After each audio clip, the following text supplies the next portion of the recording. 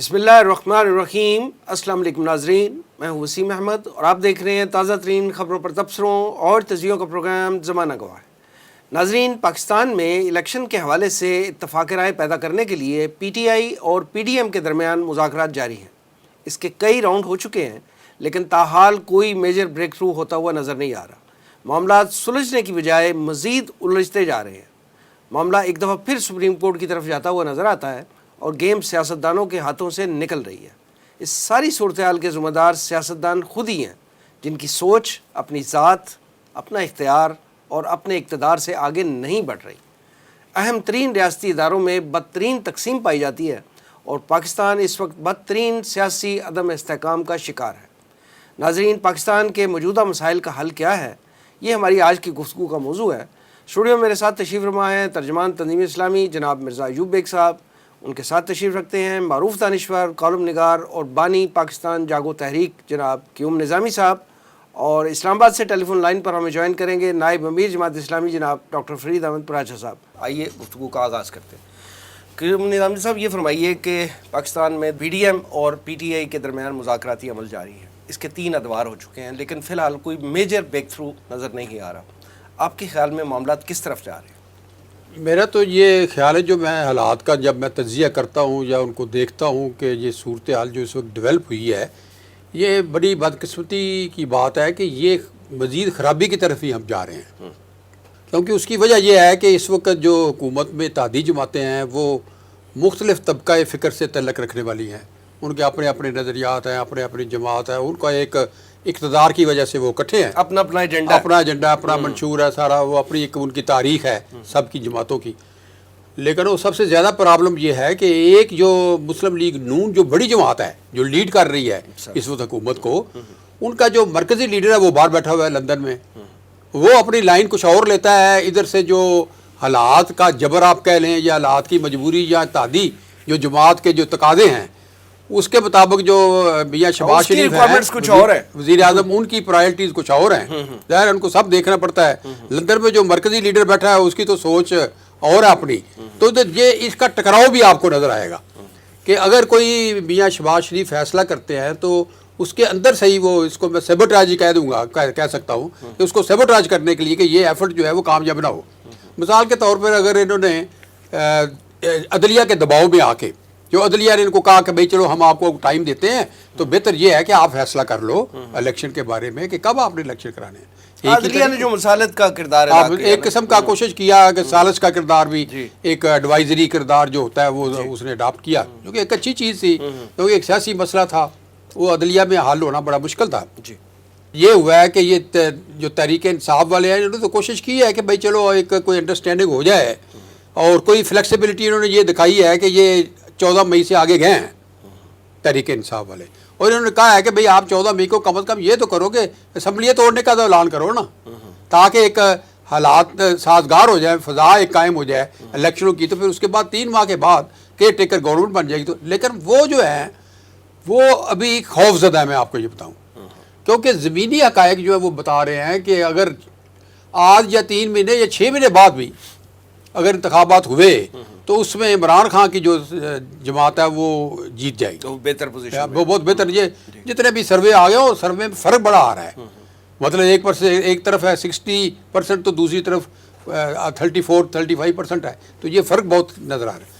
تو ان کو اپنی سیاسی موت نظر آ رہی ہے الیکشنوں میں، تو چاہتے ہیں مختلف ہیلے بہانے، کبھی وہ الیکشن کمیشن کو کھڑا کر دیں گے، کبھی وہ پارلیمنٹ کے اندر وہ بحث و تبحیث شروع کر دیں گے عدلیہ کے خلاف، اور وہ اصل میں یہ ایک میں کہتا ہوں کہ بدقسمتی سے بدنیتی ہے، یعنی قوم کا مفاد نظرداد کر رہے ہیں جتنے بھی سیاسی جماعتیں ہیں۔ وہ اگر قوم کا مفاد ہو اور آئین کی وفاداری مقصود ہو، پاسداری، وفاداری، آئین اور قانون کی جو حکمرانی ہے وہ اگر پرائرٹی ہو سب کی، اور ان کا پرائرٹی ملک ہو، وطن ہو، کہ بھئی اس کو ہم نے آگے لے کے جانا ہے، یار کوئی بات نہیں، فتح بھی ہوتی ہے، شکست بھی ہوتی ہے، ایک دفعہ پارٹی جاتی ہے پھر آ جاتی ہے دوسری دفعہ، لیکن یہ جو ایک سپریم انٹرسٹ ہے، نیشنل انٹرسٹ، وہ تو پرویل اپون کرنا چاہیے۔ تو یہ ان میں جو اتحادی جماعتوں میں جو یکجہتی نہیں ہے، ایک طرف مولانا فضل الرحمان کچھ اور سٹینڈ لے رہے ہیں، دوسری طرف دوسری جماعتیں کچھ اور کہہ رہی ہیں۔ تو جیسے میں نے عرض کیا، مسلم لیگ نون میں بھی گروپ ہیں وہ کوئی کوشش ہوتی ہے، ایک طرف مذاکرات ہو رہے ہیں اور دوسری طرف وہ گھروں پہ چھاپے مار رہے ہیں تحریک انصاف کے لیڈروں کے، جیسے چودھری پرویز الہی کے گھر میں. جی. حالانکہ اس کی تو مثال ہی نہیں ملتی کہ آپ بلڈوز کر کے اس کو دروازہ اس کو توڑ دیں. یہ تو بہت ہی انتہائی افسوسناک بات ہے. تو یہ ایک بڑی انسرٹن یعنی غیر یقینی کی صورتحال ہے. یہ ایک پہلا موقع ہے پاکستان کی تاریخ میں کہ بڑے بڑے مبصر جو ہیں وہ بھی کھل کے کوئی بات کرنے کے لیے، تجزیہ پیش کرنے کے لیے مادہ نظر نہیں آتا ہے، کیونکہ حالات کا پتہ نہیں کہ کس کروٹ لیں. یہ کوئی پتہ نہیں کہ عدلیہ کوئی ایکسٹریم اسٹیپ اٹھا لے، اور یہ بھی کوئی پتہ نہیں پارلیمنٹ ہی کوئی ایکسٹریم اسٹیپ وہ ڈی نوٹیفائی کر دے، جیسے وہ باتیں کر رہے ہیں کہ جی ہم چیف جسٹس پاکستان کو ہم ڈی نوٹیفائی کر دیں گے، کہ جو کہ وہ کر سکتے ہیں. تو یہ اس سے مسائل اور بڑھ جائیں گے. تو میرا خیال یہ ہے کہ آپ کے جو ناظرین ہیں ان کو یہ سوچنا چاہیے کہ بھائی ہماری پہلی کمٹمنٹ سب کی جو ہے نا سننے والے اس دھرتی کے ساتھ ہے. تو ہمیں کوشش یہ کرنی چاہیے کہ یار ہم یہ اگر خدا نخواستہ اگر کوئی انتشار کی کیفیت ہے تو اس کو ختم کرنے کے لیے جو بھی ایک شہری کی حیثیت سے ہم فرض ادا کر سکتے ہیں وہ ہمیں کرنا چاہیے. ایوب بیگ صاحب، مذاکرات کے جتنے بھی راؤنڈ ہوئے ہیں اس میں سے اگر ہم کہیں کہ کنسنسس تو وہ اس بات پہ ہوا ہے کہ ایک الیکشن کروا لیے جائے. ابھی جو تازہ ترین اطلاعات ہیں اس کے مطابق حکومت کی طرف سے یہ 15 ستمبر کی ڈیٹ ہے، جبکہ پی ٹی آئی جو ہے وہ 15 اگست کہہ رہی ہے. تو آپ کے خیال میں یہ اونٹ کس کروٹ بیٹھے گا؟ بسم اللہ الرحمن الرحیم. ان مذاکرات کے بارے میں شروع سے اس طرح کے تبصرے، اس طرح کے خیالات کا اظہار ہو رہا تھا، یعنی ڈاؤٹس تھے پہلے ہاں کہ ان کی کامیابی کا امکان نہیں ہے، بلکہ بہت سے لوگ یہ کہہ رہے تھے کہ یقیناً بری طرح ناکام ہوں گے. خود حکومت کے وزیر کہہ رہے تھے، خواجہ آصف کہہ رہے تھے، وہ بالکل اس کو شٹ اپ کال دے رہے تھے مذاکرات کو بری طرح، یعنی جسے کہتے ہیں کچل رہے تھے کہ ان کا تو سوال ہی نہیں تھے. اسی طرح مولانا فضل الرحمان ان کا نام نہیں لینے دیتے تھے. تو خیال تو یہی تھا کہ یہ بری طرح ناکام ہو جائیں گے مذاکرات. لیکن میں یہ سمجھتا ہوں ناکام ہوئے ہیں، میں انہیں 100% ناکام نہیں کہتا. ابھی انہیں 100% ناکام نہیں، ناکامی ہے، زیادہ معاملہ یہی ہے کہ ناکامی ہی نظر آ رہی ہے. لیکن میں اسے مکمل ناکامی نہیں سمجھتا کہ یقیناً مکمل طور پر ناکام ہو جائے گا. یعنی آپ کا خیال ہے کہ ان دو ڈیٹس میں سے کسی ایک پہ جو ہے وہ کنسنسس ہو جائے گا؟ ہاں، ڈیٹس کا مسئلہ نہیں، یعنی یہ کچھ نہ کچھ افہام و تفہیم میں ابھی بھی سمجھتا ہوں اگرچہ اس کے امکانات بہت کم ہیں، لیکن امکانات یہ نہیں کہا جو کچھ لوگ کہہ رہے ہیں نا کہ ختم ہو گیا جی مذاکرات، معاملہ ختم ہو گیا. میں سمجھتا ہوں کہ انہیں حالات کی مجبوری سے انہیں افہام و تفہیم کی طرف آنا پڑے گا. اصل میں یہ بات جو انہوں نے کی ہے یہ ہے اصل مسئلہ کہ پی ڈی ایم میں جو دو درے ہیں وہ تو الگ بات ہے. وہ پی ڈی ایم مثلا فضل الرحمان کا ایک سٹانس ہے اور ایک آصف زرداری ہیں. خود نون میں اس حوالے سے دو حصے ہیں. ایک وہ لوگ ہیں جو بار بار کہہ رہے ہیں، اسحاق ڈار نے کہہ دیا، سعد رفیق نے کہہ دیا جی مذاکرات کیوں نہیں کامیاب ہوں گے یہ، اور دوسری طرف جو ہے جن کا تعلق برطانوی گروپ سے ہے نا وہ شدید خلاف ہے. برطانوی گروپ سے مراد نواز شریف کے گروپ سے جو ہے، لندن گروپ صحیح لفظ ہے، لندن گروپ سے جن کا تعلق ہے نا وہ اس کو بری طرح ناکام کر رہے ہیں. اور کرنا یہ جو تقریریں آ رہی ہے نا خواجہ آصف وغیرہ کی، یہ بلا وجہ نہیں ہے. یہ اس لیے ہیں تاکہ دوسری طرف ان تقریروں کی بنیاد پر اشتعال پیدا ہو، وہ کوئی رد عمل میں اور کسی طرح ان مذاکرات سے جان چھوٹ جائے. اور یہ اس گروپ کا جسے لندن گروپ کہا گیا ہے، اس گروپ کی خاص طور پر خواہش ہے وہ اس بات پر رضامند نہیں ہے، اگرچہ وہ ابھی چل تو مل کر ہی رہے ہیں اور وہ مل کر ہی چلیں گے. یہ ان میں تھوڑا سا فاصلہ آیا ہے کہ وہ چاہتے ہیں کہ کچھ قریب کر لی جائے تاریخ، لیکن لندن گروپ جو ہر صورت میں اکتوبر میں، بلکہ اکتوبر کا بھی وہ نہیں کہتے، ان کے اکثر احسن اقبال کا بیان دیکھ لیجئے کہ وہ کہتے ہیں کہ اکتوبر میں اس کو بڑھایا جا سکتا ہے، اسمبلی کے پاس اس کا حق ہے، قومی اسمبلی کے پاس کہ اس کو 6 ماہ اور بڑھا دی جائے. واضح طور پر انہوں نے کہا ہے، رانا ثناء اللہ نے واضح طور پر کہا ہے کہ اکتوبر میں اس کو 6 ماہ آگے کیا جا سکتا ہے. اگرچہ صدر کیونکہ ان کا نہیں ہے، صدر تو پی ٹی آئی سے تعلق رکھتا ہے، وگرنہ اسے 1 سال بھی بڑھایا جا سکتا ہے. لہٰذا وہاں موجود ہے یہ باتیں کہ اسے اکتوبر سے آگے بڑھایا جائے. وہ کسی صورت جیسے کہ نظامی صاحب نے فرمایا بالکل صحیح ہے کہ وہ الیکشن سے پوری طرح خوف زدہ ہے. حالانکہ میں سمجھتا ہوں کہ ان کا اتنا زیادہ خوف زدہ ہونا میرے نزدیک درست نہیں ہے. میں نہیں سمجھتا کہ اتنی بڑی کوئی لیڈ حاصل کر جائے گی پی ٹی، یقیناً اس کی پاپولیرٹی زیادہ ہے، یقیناً اس کا ووٹ زیادہ نظر آ رہا ہے، لیکن جس قدر خوف زدہ نون نظر آ رہی ہے نا، اس نے اس کو اور لوگوں کو ڈپریس کیا ہے اور ڈپریشن میں ڈال دیا ہے جو لوگ نون کے حق میں ہیں، وگرنہ میں نہیں سمجھتا، میں خاص طور پر لاہور کی بات کروں گا جو مجھے نظر آتا ہے، ایسی بات نہیں ہے کہ کوئی زمین آسمان کا فرق ہے، کوئی فرق نظر آ رہا ہے، ان کی پاپولیرٹی زیادہ نظر آتی ہے، ان کا ووٹ زیادہ نظر آتا ہے، لیکن یہ ایسا نہیں ہے کہ وہ نون والوں کی ضمانتیں ضبط کروا دیں گے وغیرہ، ایسی کوئی مجھے تو کچھ کا امکان نظر، لیکن ان کا یہ جو رویہ ہے نا کہ بھاگو بھاگو بھاگو الیکشن سے بھاگو، الیکشن نہیں ہونے دینا، یہ ان کی پوزیشن کو مزید خراب کر رہا ہے، لہذا اگر وہ تھوڑا سا حوصلہ کریں اور الیکشن میں آئیں تو میں نہیں سمجھتا کہ کوئی اتنی بری طرح وہ ہاریں گے، ہار سکتے ہیں، پھر یہ کیا یہ ہار جیت مستقل ہوگی؟ کیا اگر وہ ہار جائیں اور وہ جیت جائیں تو کیا وہ ہمیشہ کے لیے ہار جائیں گے اور وہ کیا ہمیشہ کے لیے جیت جائیں گے؟ سیاستدان کو ایسا نہیں سوچنا چاہیے، اگر کوئی ہارتے ہیں اور جیتنے والے جیتتے ہیں تو ہارنے والوں کو اگلی تیاری کرنی چاہیے کہ ہمیں کیسے اگلے الیکشن جیت کر جو جیت گئے ہیں انہیں ہرانا ہوگا۔ بذات خود نون کا جو رویہ ہے، جو رد عمل ہے الیکشن کے بارے میں، یوں بھاگنا ان کے ووٹر کے لیے بڑی ڈپریشن کا باعث بن رہا ہے، بڑی مایوسی کا باعث بن رہا ہے، انہیں ایسا نہیں کرنا چاہیے۔ میری ایک تجویز ہے کہ وہ اس کو آگے بڑھ کر لیں، البتہ یہ کہ یہ سوال یہ ہے کہ اتنا تھوڑا سا فرق کیوں کیا جا رہا ہے؟ P T I Tehreek Insaf اگست میں چاہتی ہے لیٹ سے لیٹ، اور وہ اکتوبر میں چاہتے ہیں۔ سپتمبر 15 سپتمبر گورنمنٹ کی طرف سے یہ ایک آفر آ رہی ہے اور 15 اگست جو ہے ہاں ان کی خواہش ہے اگست میں، لیکن بہرحال اس میں ایسی ضد کرنے والی بات نہیں ہے۔ یہ بات سامنے آ رہی ہے فلاں کی ریٹائرمنٹ کا انتظار ہو رہا ہے، فلاں کی، یہ میں نہیں سمجھتا خاص طور پر عدالت عالیہ جو ہے وہ کیا رول ادا کر سکتی ہے کسی کو جتوانے میں یا کسی کو ہروانے میں؟ اگر کوئی رول ادا کر سکتا ہے تو وہ تو اور ہے، انتظامیہ کوئی رول ادا کر سکتی ہے، عدلیہ کیا رول ادا کر سکتی ہے کسی کو جتانے یا ہروانے میں؟ میں نہیں سمجھتا۔ عدلیہ کا فیصلہ کسی کے حق میں یا اگینسٹ جا سکتا ہے نا، تو وہ ایک بہت بڑا فیکٹر ہوتا ہے۔ وہ فیصلہ جو ہوگا کسی ایک کانسٹیٹیوشن کے بارے میں ہوگا، یہ ادھر چلا جائے گا ادھر چلے، اس سے کوئی سارا الیکشن پلٹ جائے گا۔ عدلیہ کوئی ایسا رول ادا نہیں کر سکتی جس سے کوئی ایک پارٹی بالکل ڈاؤن ہو جائے اور ایک پارٹی جو سر پر چڑھ جائے، ایسا یہ خام خواہ کہ ان کے خوف ہے، انہیں خوف سے باہر آنا چاہیے۔ یہ بات صحیح ہے۔ اچھا جناب، اسلام آباد سے ڈاکٹر فرید احمد پراجا نائب امیر جماعت اسلامی ہمارے ساتھ ہیں، آئیے ان سے بھی گفتگو کرتے ہیں۔ فرید پراجا صاحب السلام علیکم۔ جی وعلیکم السلام جناب کیسے ہیں آپ؟ خیریت سے ہیں؟ جی الحمدللہ۔ جناب آپ کا بہت شکریہ کہ آپ اسلام آباد میں بہت مصروف ہیں، پھر بھی آپ نے ہمیں ٹائم دیا۔ یہ فرمائیے گا کہ امیر جماعت اسلامی جناب سراج الحق صاحب نے سیاسی جماعتوں کے درمیان مذاکرات کروانے اور باہمی مشاورت سے طے شدہ تاریخ پر الیکشن کروانے کے لیے بھرپور کردار ادا کیا اپنی طرف سے۔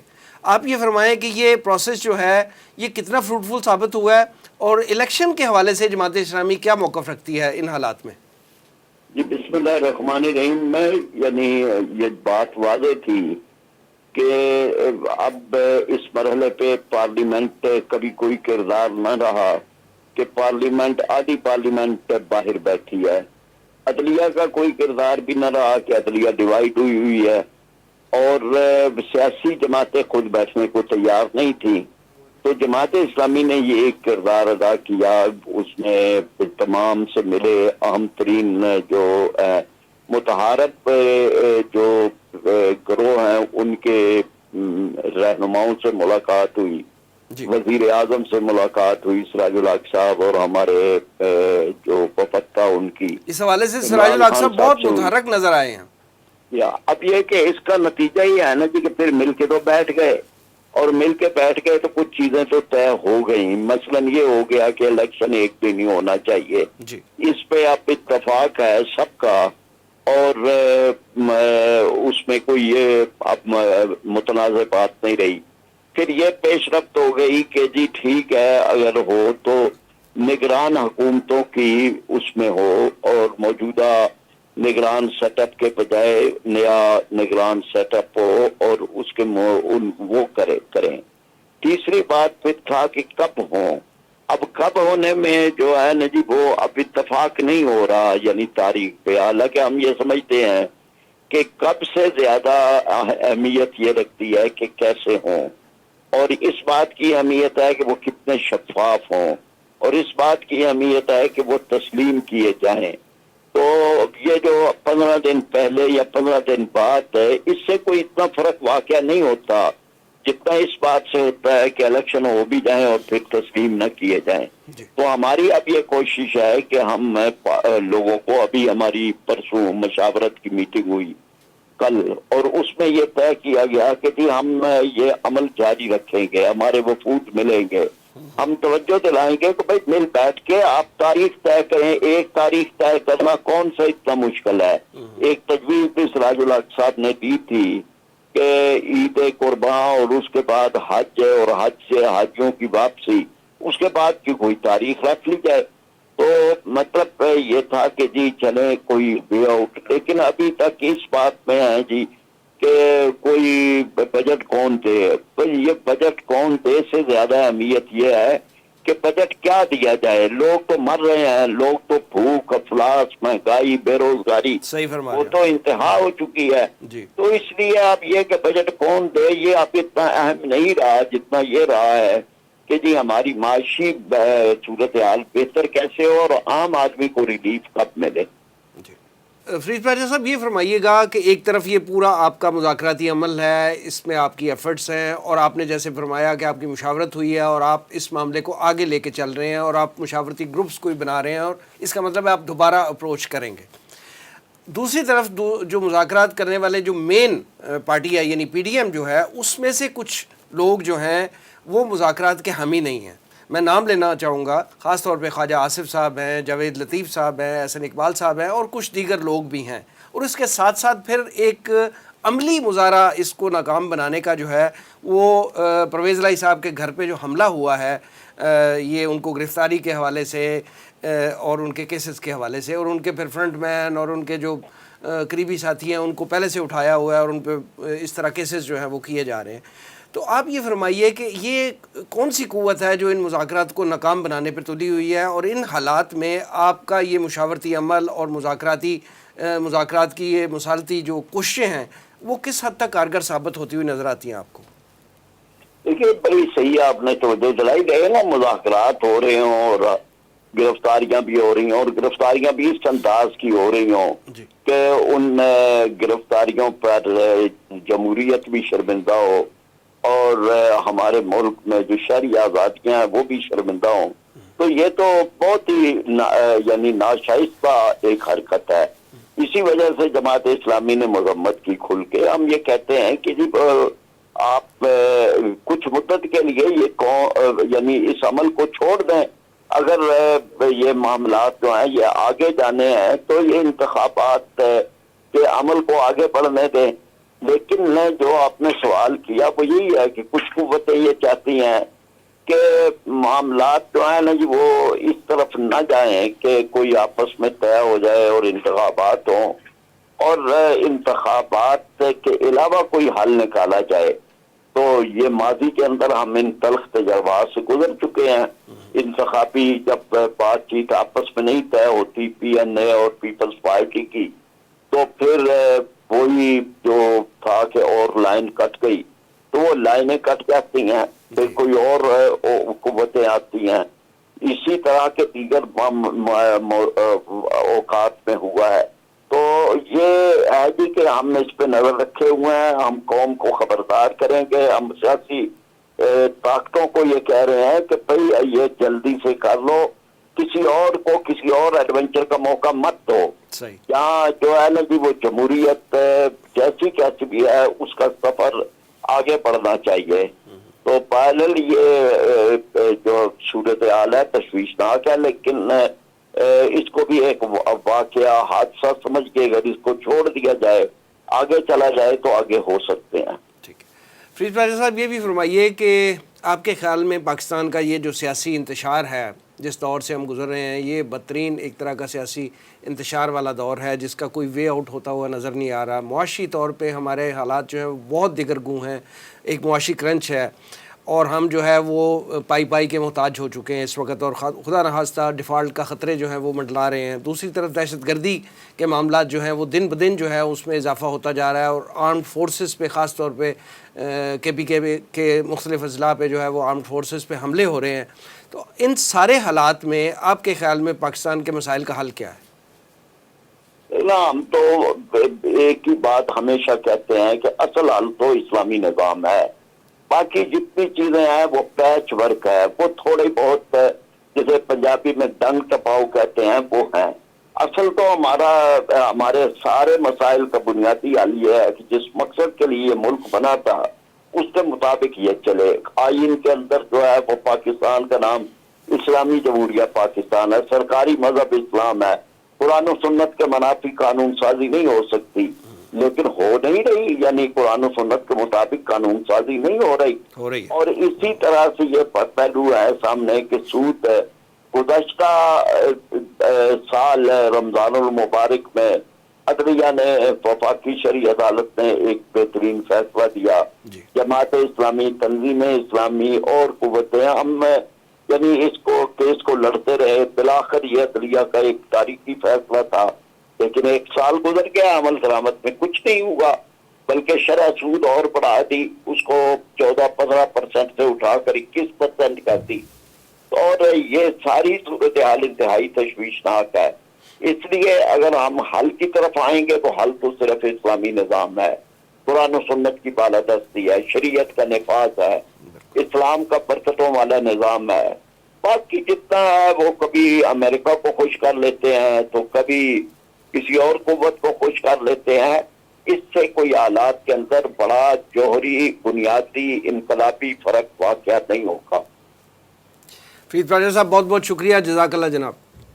قیوم نظام صاحب یہ فرمائیے گا کہ پی ٹی ایم کے جن کچھ کابرین کا آپ نے ذکر کیا کہ وہ مذاکرات کے خلاف باتیں کر رہے تھے اور ایک طرح کے نیگیٹیوٹی پھیلانے کی کوششیں ہو رہی تھی پہلے سے ہی، آغاز سے ہی، جیسے ایوب بیگ صاحب بھی فرما رہے ہیں، تو یہ بتائیں کہ یہ جو ایک باتیں اس انداز میں آ رہی تھی کہ مذاکرات کے مخالف کہ یہ کامیاب نہیں ہوں گے یا یہ نہیں ہونے چاہیے، کیا یہ ایک نارمل جمہوری رویہ ہے کہ ہم ایک پارٹی میں ایک کوئی اس کے حق میں رکھ رہا ہے، یعنی رائے رکھ رہا ہے، اور ایک کوئی اگینسٹ رکھ رہا ہے، یا یہ کوئی سوچی سمجھی سازش کا وہ ایک نتیجہ ہے؟ میرا خیال ہے کہ یہ ایک بالکل سوچی سمجھی منصوبہ بندی ہے کہ وہ آپس میں انہوں نے یہ فیصلہ کیا ہوا ہے کہ بھائی ٹھیک ہے، ایک طرف تو عدالت کو دکھانے کے لیے اور لوگوں کو دکھانے کے لیے مذاکرات بھی شروع کر دو، اور دوسری طرف جو مولانا فضل الرحمان صاحب کو کوئی اشارہ کر دو کہ وہ بیان کچھ اور دے دیں، اور خواجہ آصف جو ہے اس کو کہہ دو کہ بھائی آگے پارلیمنٹ میں 1-2 تقریریں کر دے. تو جیسے میں نے آپ سے گزارش کی کہ یہ جو میاں نواز شریف ہیں یہ اس وقت حکومت کو اصل میں کنٹرول کر رہے ہیں. ان کی منشا کے مطابق یہ فیصلے میں آپ کو بتا دوں کہ یہ ہونے جو میرا اپنا تجزیہ ہے، جو میرے تجزیہ اطلاعات بھی ہیں، تجزیہ بھی ہے، جو میری ملاقاتیں ہوتی رہتی ہیں مختلف سے، میرا خیال ہے کہ میں اس کنکلوژن پہ پہنچا ہوں کہ یہ جو ریاست کے طاقتور ادارے ہیں نا، یہ نواز شریف کے ساتھ کھڑے ہیں، اور یہ جو فیصلہ جو بھی ہونا ہے یہ وہ سب سے زیادہ طاقتور ادارہ ہے اس کی، اور نواز شریف کی میرے خیال میں جو میرا ایک تجربہ بھی ہے سیاست کا کہ ایک انڈرسٹینڈنگ ہے. وہ اب کیا ہے کہ وہ میرا خیال ہے اور چند ہفتوں میں وہ سامنے آ جائے کھل کے، کیونکہ ظاہر ہے کہ وہ یہ چاہے گے کہ نواز شریف جو ہے وہ کوالیفائی ہو جائے، کوالیفائی ہو کے آ کے الیکشن میں حصہ لے، اور ایک لیول پلینگ فیلڈ جیسے وہ مطالبہ کر رہے ہیں کہ ان کو ملے.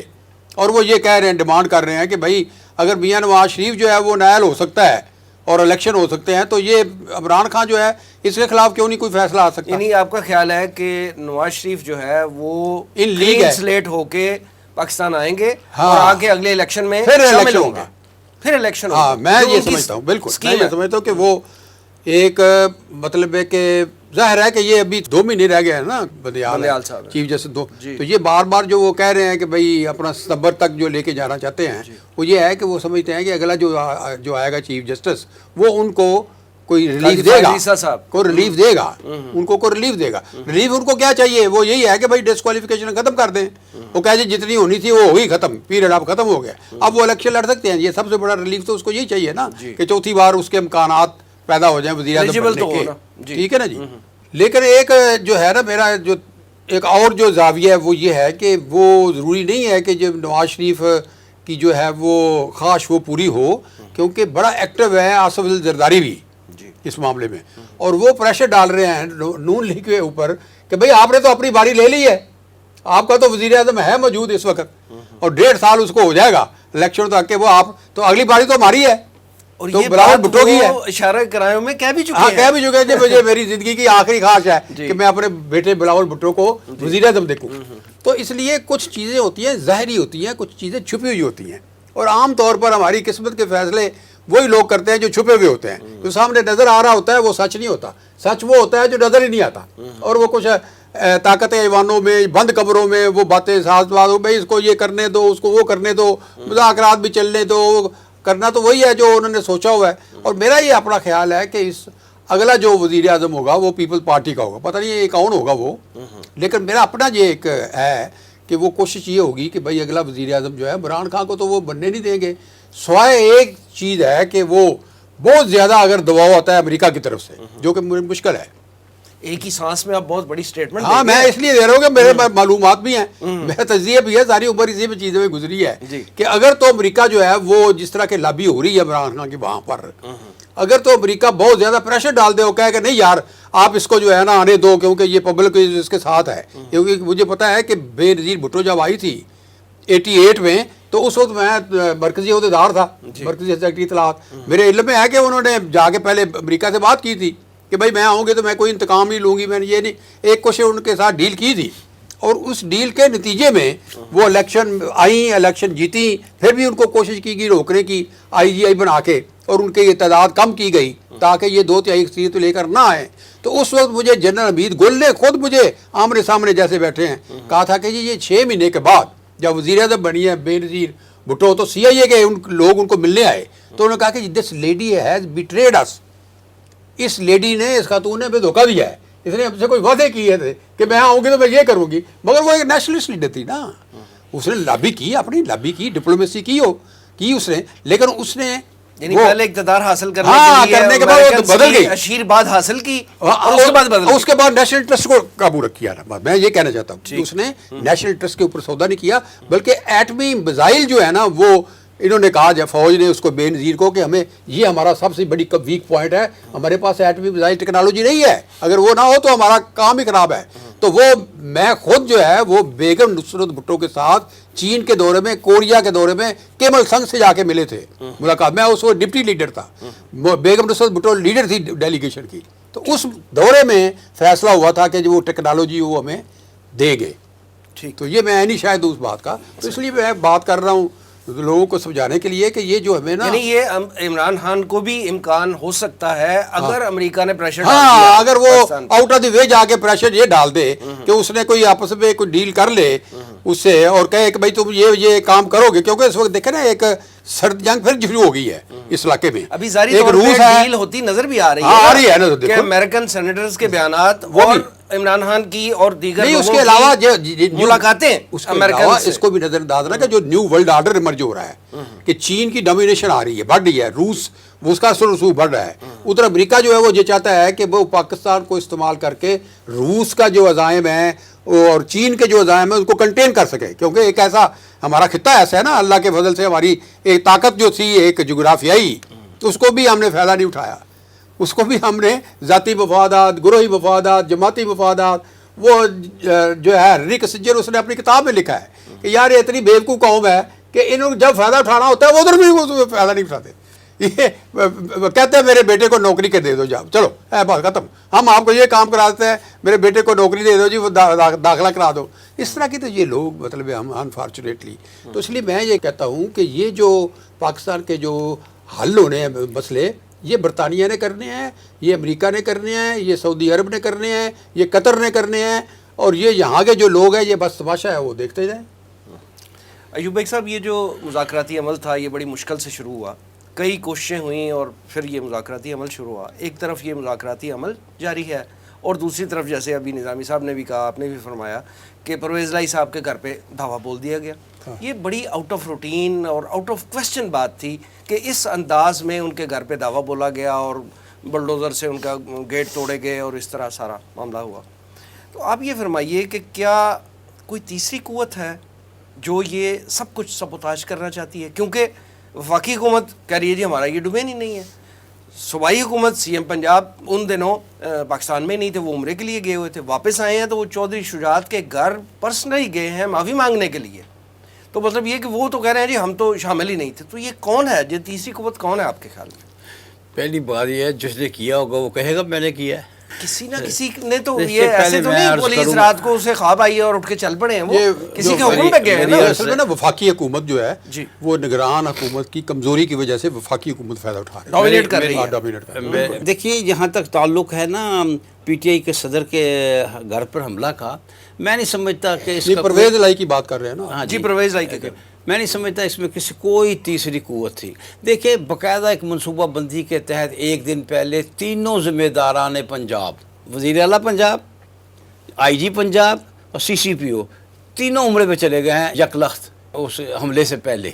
جو آپ کہتے ہیں نا انہوں نے معذرت کرنے گئے ہیں اس لیے کہ حملے میں یہ شامل تھا کہ شجاعت کے گھر کو کوئی نقصان نہ پہنچے. ایک صاحب صرف معذرت کے لیے نہیں گئے, انہوں نے تحقیقات کا بھی مطالبہ کر دیا. کس نے؟ کہ وہی کہہ رہے ہیں کہ ہم یہ تحقیقات بھی کروائیں گے کہ یہ کیسے ہوا. یہ مذاقہ خیز یہ بات ہے رانا ثناء اللہ- نا, یہ مذاقہ خیز بات ہے نا. جب حکومت خود تحقیقات رانا کرائے ثناء گی تو وہی کرائے گی جو وہ چاہے گی کہ یہ رزلٹ نکلے. وہ رزلٹ بنائے گی پہلے رزلٹ اور تحقیقات بعد میں ہوگی. تو یہ تو بڑا صاف سا نظر آ گیا ہے کہ پنجاب گورنمنٹ کی ضرورت ہے, بلکہ نام آ گئے ہیں, دو نام آ گئے ہیں رانا ثناء اللہ کے اطاعت تارڑ کے کہ ان کی اس میں باقاعدہ حصہ داری ہے. تو یہ تو ان کا باہر جانا صاف معلوم ہوتا ہے کہ وقوع سے پہلے وہ وہاں سے نکل جانا چاہتے تھے. اندازہ کریں تین مین سب سے بڑے ذمہ دار ہوتے ہیں, وزیر اعلیٰ, آئی جی پنجاب اور اس شہر جس شہر میں حملہ ہوا ہے اس کا سی سی پی او. وہ تینوں غائب ہو گئے ہیں, تینوں چلے گئے ہیں چھوڑ کو. یہ سب منصوبہ, یعنی آپ کا خیال ہے کہ یہ ان کی اپروول اس اور میں ان کی خیال کی نگرانی بات اور ان کی نہیں, انسٹرکشنز پہ اس ہوا کا ہے. خیال کی بات نہیں ہے. یہ کروایا گیا ہے ان کی ذریعے. مطلب کیا تھا؟ مطلب یہ تھا کوئی پرویز الہی کو کوئی اتنا لمبا چوڑا نقصان پہنچانا مقصود, پرویز الہی کو مارنا مقصود نہیں تھا. مقصد یہ تھا کہ ایسا اشتعال انگیز قدم اٹھایا جائے کہ پی ٹی آئی کہے جی ہم نہیں جی مذاکرات کرتے, انہوں نے ہم پہ ہمارے گھروں پہ ہمارے صدر کے گھر پر حملہ کر دیا ہے, اب ہم مذاکرات نہیں کریں یعنی گے. مذاکرات ناکام کروانے کی کوشش تھی. مذاکرات ناکام کرانے کی کوشش تھی, لیکن وہ بھی بہرحال اور اتفاق سے ہم نے بھی اس وقت پریس ریلیز دے دی کہ جی یہ حملہ تو ہوا ہے, بہت بری بات ہے, لیکن آپ مذاکرات کرتے چلے جائیے, اس لیے کہ یہ اس کو مذاکرات سے فرار کا بہانہ نہیں ملنا چاہیے. تو وہ دوسرا گروپ جو نہیں چاہتا کہ اکتوبر سے پہلے کسی طرح بھی الیکشن ہو, یہ ان کا کیا کرایا ہے.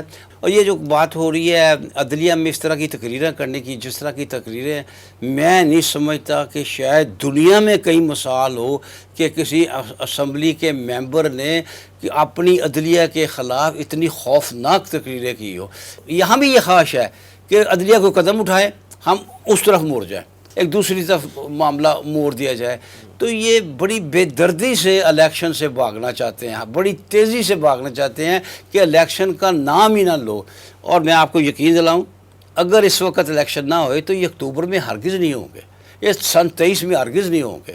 پھر یا تو کوئی درن تختہ ہوگا, کوئی معاملہ ہوگا, یا پھر یہ ہے کہ جب حکومت کے پاس پیسے ہوں گے. دیکھیں مزے کی بات یہ ہے کہ 21 ارب روپے دے رہے ہیں اور ان کے گھر کا بندہ کہہ رہا ہے جی تو 20 ارب روپے تو صرف آٹا کی چوڑی میں کرپشن ہو گئی ہے. تو 20 ارب 21 ارب روپے کی کیا حیثیت ہوتی ہے ایک حکومت کے لیے, کیا حیثیت ہوتی ہے؟ پھر میں آخر میں پھر وہی بات کہوں گا کہ نون کو یوں الیکشنوں سے نہیں بھاگنا چاہیے, وگرنہ ان کی پوزیشن اور خراب ہو جائے گی. ایک بات. دوسری, جتنے الیکشن لیٹ ہوں گے, آپ کو یاد ہوگا کہ آج سے 3-4 ماہ پہلے اسی پلیٹ فارم سے میں نے کہا تھا جتنا دیر ہوگی الیکشن میں یہ نون کے لیے نقصان دہ ہے, اور اب بھی جتنے لیٹ ہوں گے یہ ان کے لیے نقصان دہ. پاکستان کے جو معاشی حالت ہے یہ اسی کے بڑھنے کی, اس کے بہتر ہونے کی, اس کے ٹھیک ہونے کے دور دور ابھی کوئی امکان نہیں. سالہ سال اس کے بہتر ہونے کی کوئی امکان نہیں. اور عمران کو فیل کرنے کا تو بہترین طریقہ ہے, بہترین طریقہ, اس کو حکومت دو, معجزتاً ٹھیک ہو جائیں حالات. تو معجزہ ہو سکتا, معجزے سے ہم انکار نہیں کرتے, لیکن اس کو حکومت دو. جو معاشی حالت ہے کسی کامیابی کا سوال دور دور نظر نہیں آتا. پھر عرض کروں گا یہ انسانی خیالات ہیں, یہ ہماری اللہ کیا کرتا ہے وہ تو اللہ نے جو کرنا ہے اور اللہ کا حکم چلنا ہے. ہم تو وہ بات کریں گے جو ہمیں آن دا گراؤنڈ نظر آئے گی کہ ان حالات میں کسی صورت بھی کوئی بہتری نظر نہیں آتی کہ معاشی صورتحال جتنا غرق ہو چکا ہے پاکستان معاشی سطح پہ ایک سال میں ڈیکڈز چاہیے اس کو درست کرنے کے لیے. اس میں تھوڑا سا 1 منٹ اگر مجھے اجازت دے اضافہ, میں جو اس بات کو آگے لے کے اصل میں یہ انہوں نے منصوبہ بندی کی ہوئی ہے کہ یہ پنجاب جو ہے نا یہ کسی صورت کو لوز نہیں کرنا چاہتے. یہ میں آپ کو بتاؤں طاقتور ادارے بھی اور یہ جو میاں نواز شریف ہے وہ پنجاب جو ہے نا اس کو اپنے ہاتھ میں ہر صورت رکھنا چاہتے ہیں. تو اس لیے انہوں نے یہ پالیسی بنائی ہے کرش, ون اوور اور کرش, یا تو ان کو خرید لو تو یا ان کو کرش کر دو. تو کوشش پہلے انہوں نے کی پرویز الہی کے ساتھ ڈیل کرنے کی تھرو چودھری شجاعت حسین. تو جب وہ چلے گئے دیکھا نا اس کے بعد پھر ان کے اوپر زیادہ وہ دباؤ آیا. تو اصل میں یہ ٹیرر پھیلا رہے ہیں پورے پنجاب میں تاکہ ان کے اندر سے بھی کچھ لوگ جو ہیں وہ کوئی اپروچ کر رہے تھے تحریک انصاف کی ٹکٹ کے لیے کہ بھئی ہمیں کوئی ٹکٹ دیں. ان کا یہ خیال ہے کہ عوامی سطح پہ وہ چونکہ مقبول ہے. لیکن اس کی کرشنگ پالیسی جو ہے اس سے لوگوں کے دل تو نہیں جیتے جا سکتے. نہیں لیکن یہ مطلب یہ پکڑ دکڑ کر کے یہ دل تو نہیں جیتیں گے, لیکن پکڑ دکڑ کر کے خوف زدہ کر کے لوگوں کو تو یہ کوشش کرتے ہیں کہ بھائی ایک جماعت کو ویک کیا جائے. تاریخ ہے ہماری سیاسی جماعتوں کو کمزور کرنے کا طریقہ یہ ہوتا ہے پکڑ دکڑ کرنی شروع کر دو, یا تو ان کو کوئی لالچ دے دو جیسے ہوتے ہیں نا گاجر اور چھڑی, یہ پالیسی وہ پالیسی میں یہ سوچ سکتا یہ حالات اتنے خراب کر دو کہ فوج مجبور ہو جائے مارشل لگانے. یہ بھی ہو سکتا ہے. اس سے تو عمران سے تو نجات ملے گی. میں آپ کو بتاتا ہوں کہ میری کوئی 2-3 ہفتے پہلے خورشید محمود قصوری سے ملاقات ہوئی تھی, سابق وزیر خارجہ. ہاں سابق وزیر خارجہ. تو وہ میں حیران ہو گیا ان کی بات سن کے. وہ کہنے لگے جی عمران خان اور نواز شریف دونوں یہ چاہتے ہیں کہ نواز شریف نہ آئے مارشل لا لگ جائے, تو نواز شریف کہتا ہے عمران خان نہ آئے مارشل لا لگ جائے.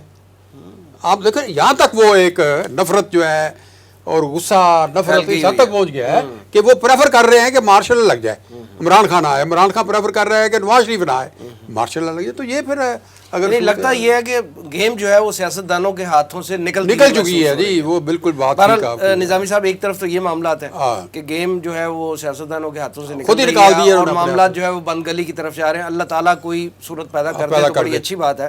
دوسری طرف ہم یہ دیکھتے ہیں کہ کے پی کے میں خاص طور پہ کے پی کے چند اضلاع میں دہشت گردی کے واقعات جو ہیں وہ پیدر پہ ہو رہے ہیں, اور یہ ہماری آرمڈ فورسز پہ بہت زیادہ دہشت گردی اٹیکس ہو رہے ہیں.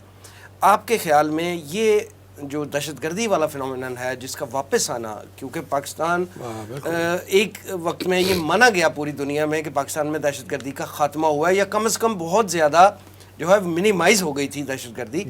ایک دفعہ یہ پھر دوبارہ معاملات شروع ہو جانا, خاص طور پہ آرمڈ فورسز پہ یہ حملے ہونا, یہ جو ہے یہ کیا خیال ہے کہ یہ حالات خدا نہ خواستہ اس طرف دوبارہ آ رہے ہیں؟ اور اگر یہ معاملات جو ہیں یہ بڑھے تو کیا یہ آئندہ الیکشن کے لیے بھی رکاوٹ تو نہیں بن جائے؟ میں سمجھتا ہوں کہ یہ بڑی آپ نے یہ جو نکتہ اٹھایا ہے, یہ مسئلہ جو اٹھایا ہے, اس کی طرف اتنی توجہ نہیں دی جا رہی. حالانکہ یہ بہت ہی افسوسناک اور پریشان کن اور تشویشناک یہ صورتحال پیدا ہو گئی ہے خیبر پختونخوا میں. اور اس کی وجہ جو بنی ہے وہ یہ جو انہوں نے فیصلہ کیا کہ جب طالبان افغانستان میں آئے تو اس میں 24,000 جو ٹی ٹی پی کے جو لوگ تھے, تحریک پاکستان طالبان کے جو لوگ تھے, ان کو انہوں نے وہ پاکستان کے اندر آنے دیا. دیکھو نا یہ بہت 80,000 لوگ جو ہیں وہ ہمارے شہید ہو چکے ہیں. اور تو یہ کوئی بھی عقل مند بندہ کوئی بھی یہ کام نہیں کر سکتا تھا نہ ان کے. تو دیکھو نا جنہوں نے بندے مار دیا آپ کے 80,000, ان سے آپ کہتے ہیں کہ بھائی آپ کو صلح کر لیں کچھ کر لیں, پھر ان کو آپ نے کنٹین بھی نہیں کیا. یا تو ان کو کسی جگہ کنٹین کرتے ہیں, جس طرح وہ ریفیوجیز جو ہوتے ہیں پہلے ریفیوجیز کو 1-2 سال کے لیے کیمپوں میں ڈالتے ہیں, اس میں پیرا لگاتے ہیں تاکہ وہ ادھر نہ جا سکیں. ان کو کھلا چھوڑ دیا, وہ سارے پھیل گئے. اب یہ ہے کہ ایک طرف تو وہ کہہ رہے ہیں کہ جی سیاسی عدم استحکام پیدا کرو, وہ انڈیا کا چاہتا ہے. اب یہ انڈیا کی پالیسی چل رہی ہے یہاں پر, انڈیا کی ظاہر ہے کہ انڈیا پاکستان کو اندر سے کمزور کر رہا ہے, اور یہ شروع سے کر رہا ہے. اس کی پالیسی ہے, وہ کہتا ہے ڈائریکٹ جنگ نہ لڑو, اس کو سیبوٹاج ودن کرو, اندر سے توڑو, اس کو اندر سے اس کو کمزور کرو. ایک طرف وہ بلوچستان میں لگا ہوا ہے, دوسرا جو علاقہ ہے جو اس کو زرخیز مل رہا ہے وہ خیبر پختونخوا کا علاقہ ہے کہ اس میں وہ اتنا مطلب ہے کہ غصہ لوگوں میں پیدا ہوا ہے عمران خان کی وجہ سے, اس کے فالوورز ہیں. تو عمران خان کے جو سوشل میڈیا ٹیم ہے اس نے فوج کے خلاف اتنا زہریلا پروپیگنڈا کیا ہے کہ انتہائی دکھ ہوتا ہے اس بات پہ کہ اس حد تک نہیں جانا چاہیے. آخر سلامتی کا ادارہ ہے یار, اس کو ہوگا تو آپ کی سلامتی ہے. آزادی سلامتی تو اس ادارے کی وجہ سے ہے نا. آج وہ کہے جی دیہات چھوڑ دینا، کہا جی بس سنبھال لو، تو کون سنبھالے گا؟ کوئی بھی نہیں سنبھالے گا۔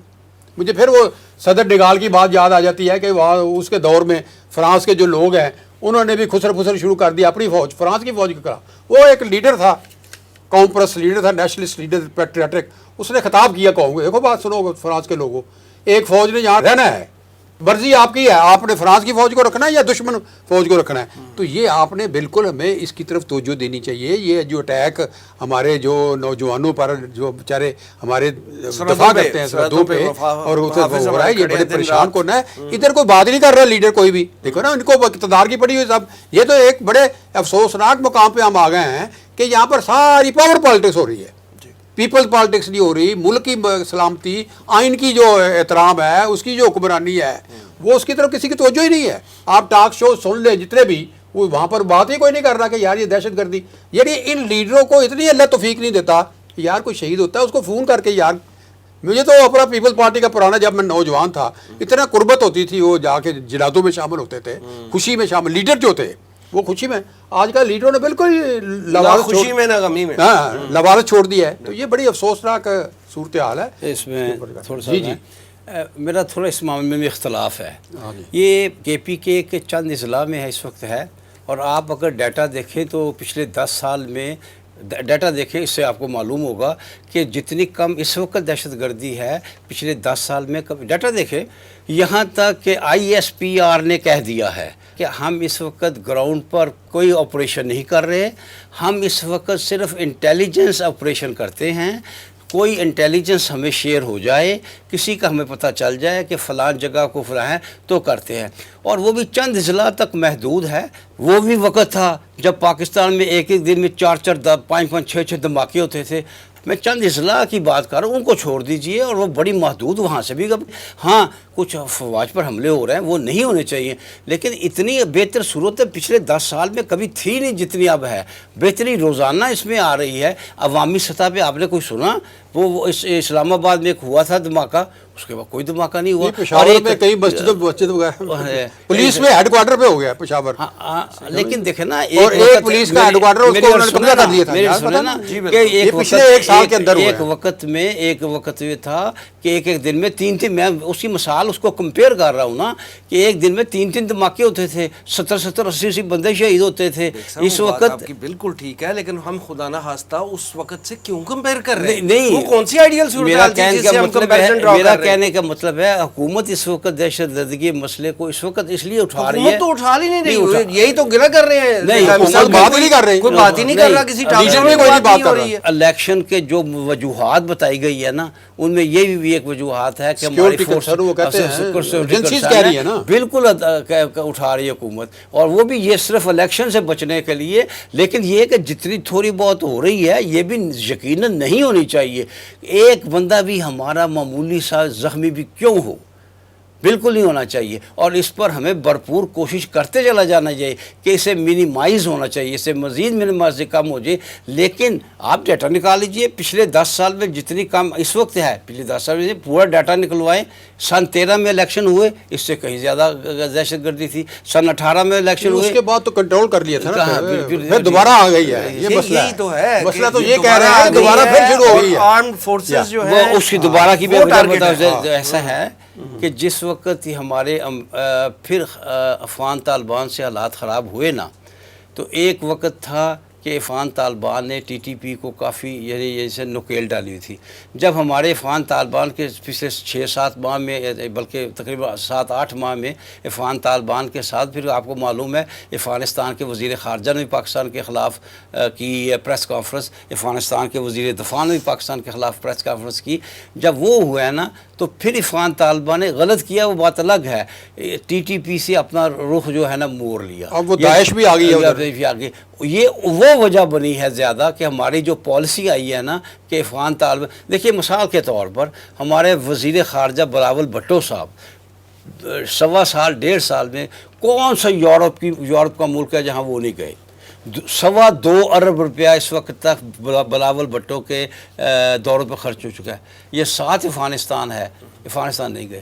اچھا نظامی صاحب، پروگرام کے آخر میں یہ بتائیے گا کہ اس ساری صورتحال پہ نظر جب آپ ڈالتے ہیں تو اب آپ کو وے آؤٹ کیا نظر آتا ہے کہ پاکستان کے سیاسی، معاشی اور معاشرتی مسائل جو ہمارے اس وقت چل رہے ہیں ان کا حل کیا آپ کی نظر میں؟ دیکھیں جی، جو میری ایک انڈیپینڈنٹ کنسیڈرڈ اوپینین ہے سر، کیونکہ میں تو کسی جماعت کے ساتھ وابستہ نہیں ہوں. جی، میں تو آج کل پاکستان جاگو تحریک چلا رہا ہوں. جی. وہ شعور کی اور بیداری کی تحریک ہے. ہم لوگوں کو یہ سمجھانے کی کوشش کر رہے ہیں. جو ڈاکٹر سرار احمد صاحب کہتے تھے کہ بھائی یہ نظام تو پہلے بدلو یار. جی. یہ نظام ہی اپنا نہیں ہے، یہ قرآن کے خلاف ہے نظام، یہ انگریزوں کا نظام ہے. سارے نظام اس کو آپ کو اوور آل کرنے پڑیں گے. جب تک آپ نظام کو نہیں بدلیں گے اس وقت آپ کے حالات نہیں بدل سکتے. اس لیے میں تو یہ سمجھتا ہوں کہ پاکستان کے جو لوگ ہیں پڑھے لکھے، وہ خدا کے واسطے اس طرف آئیں کہ یہ جو سیاسی ایک شیطانی چکر چل رہا ہے، دائرہ ایک الیکشن کا نظام ٹھیک کیے بغیر جب آپ کرا رہے ہو تو رزلٹ وہی آ رہا ہے. آج پاکستان کی جو مثال ہے وہ اس بالٹی کی طرح ہے کہ جس میں 100 سوراخ ہے. جو بھی آتا ہے اس بالٹی میں پانی ڈالتا ہے، کہتا ہے سمجھتا ہے بھر جائے گی. او بھائی کیسے بھرے گی؟ سوراخ ہے، یا تو سوراخ بند کرو یا بالٹی تبدیل کرو.